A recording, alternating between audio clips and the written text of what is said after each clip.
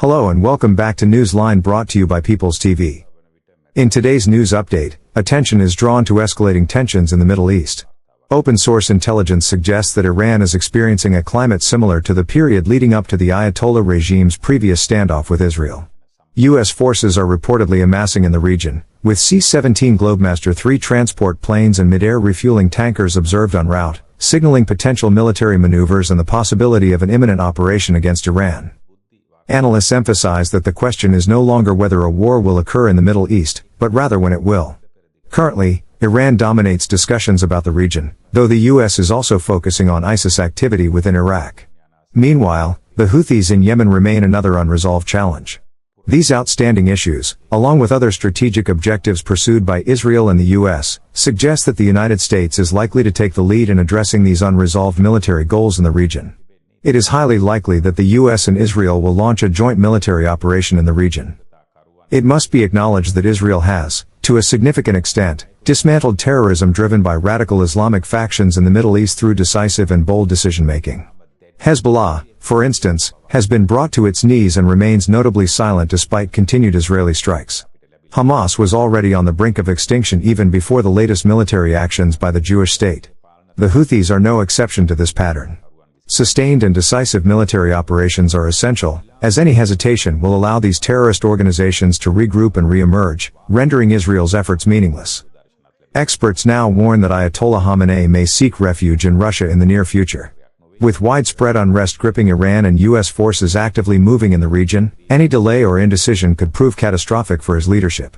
While Iran continues to issue aggressive warnings, claiming it can strike its enemies, the country is internally weakened and ill-prepared for full-scale conflict.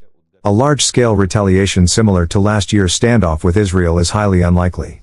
If war erupts, the United States will take command, leaving Iran in a critical and potentially decisive position against both Israel and U.S. forces.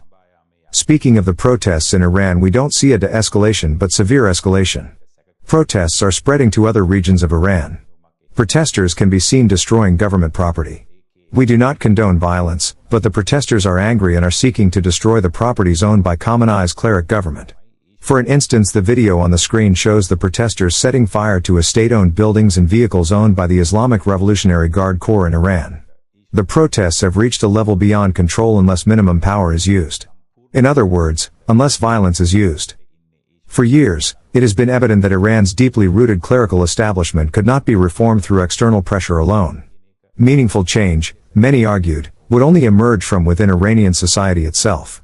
That internal shift now appears to be taking shape, as growing unrest and resistance challenge the authority of the ruling elite.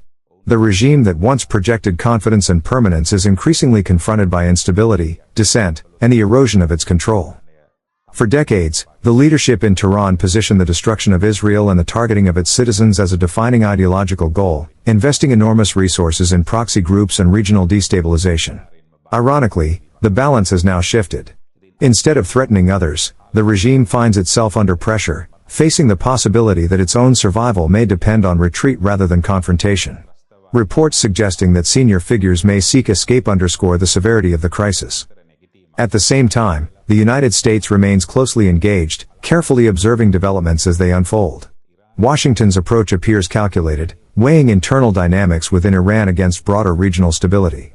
As events continue to evolve, the Middle East stands at a critical juncture, with Iran's internal transformation potentially reshaping the strategic landscape of the entire region.